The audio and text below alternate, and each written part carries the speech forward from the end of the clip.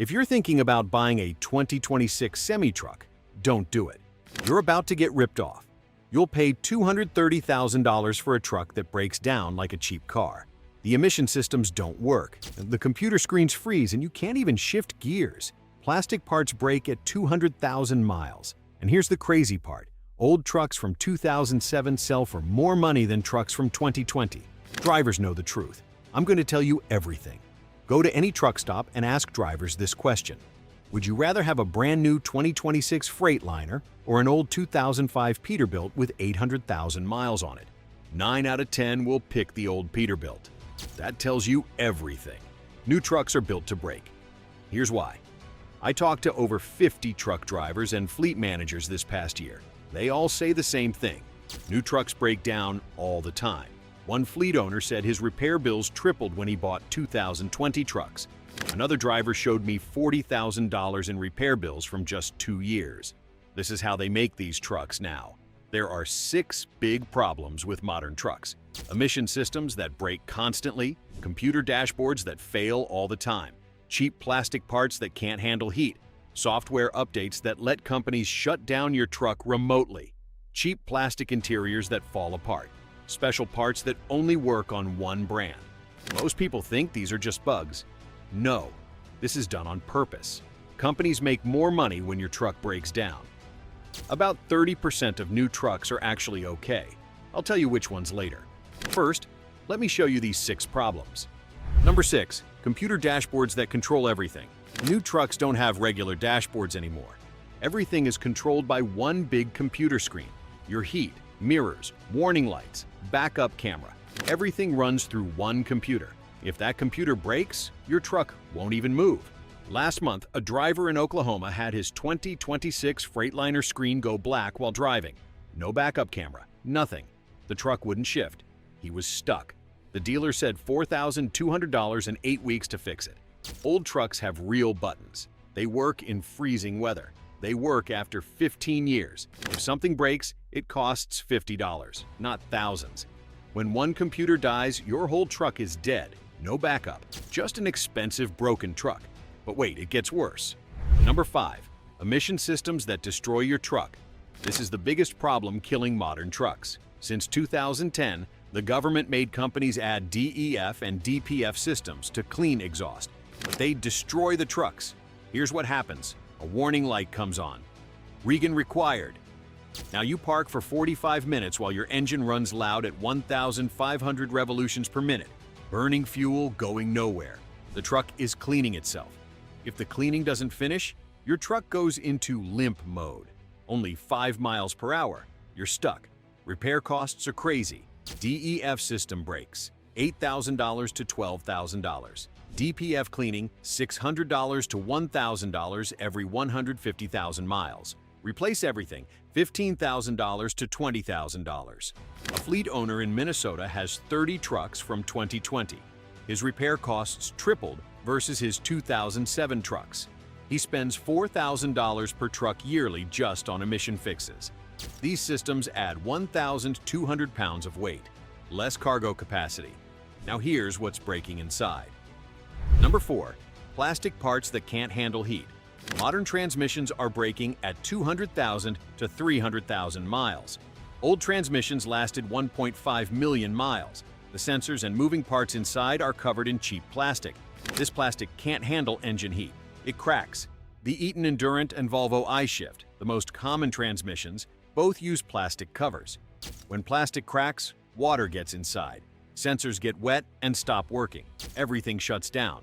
A driver in Texas had his 2025 Kenworth lose 2 gears at only 180,000 miles. The plastic cracked and water ruined the sensor. He had to replace the whole thing. Cost, $8,500. A semi-truck needs to run 1 million miles to make money. If the transmission dies at 300,000 miles, you're losing money. Old transmissions were all metal. They still work after 1 million miles. Here's an even bigger problem. Number 3, they can turn off your truck remotely. You can't fix your own truck anymore, and companies can shut it down without touching it. Every company uses over-the-air updates. They change your truck's computer remotely using the internet. They use this to force you to their dealers. If a sensor shows an error, the company can slow your engine or stop your truck from starting from 1,000 miles away. They can break your truck remotely until you pay a dealer. Freightliner has Detroit Connect. Volvo has remote diagnostics. Packer has SmartNav. One update and you can't fix anything yourself. A mechanic in Iowa fixed trucks for 30 years. He can rebuild whole engines, but he can't reset an error code on a 2026 Freightliner because it needs dealer permission remotely. You're stuck paying dealers $175 per hour forever. Now look inside the truck. Number 2. Cheap plastic.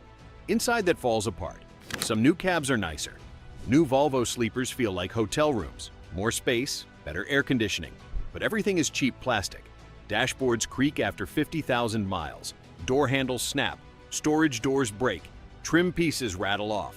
A driver showed me his 2024 Kenworth with 180,000 miles.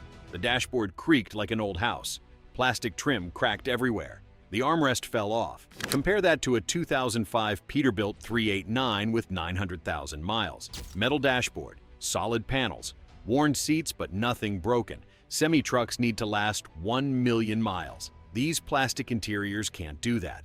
Now the biggest scam. Number 1. Special parts that only work on one brand. This is the biggest scam.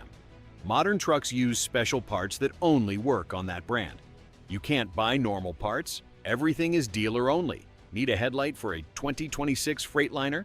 You need a special Freightliner headlight that costs $600 instead of $80. Mirror bracket broke? Special part? $300. This forces you to buy expensive dealer parts. A fleet manager in Georgia runs a 2008 Volvo because he can fix it with normal parts from any truck stop. His 2021 Volvos, every repair needs special parts that cost 3 times more. You're paying $230,000 for a truck that costs more to fix and doesn't last as long. So, which trucks are actually good in 2026? The best trucks are from 2005 to 2007, right before EPA emission systems. Caterpillar C15, Detroit Series 60, and Cummins ISX engines are bulletproof. People rebuild these for $90,000 to $130,000 and run them over 1 million miles. If you must buy new, 2026. Mack Anthem with MP8 engine is decent. Western Star 49X is strong. Peterbilt 589, which replaced the 389 in 2024, gets good reviews, but costs $250,000 or more. Here's what's happening. Big companies like JB Hunt buy 2026 trucks, use them 3 years, then sell them. They don't care about repairs, tax write-offs. They dump trucks before big problems start. Independent drivers, they buy old trucks, pre-2010 models, fix everything and run them forever.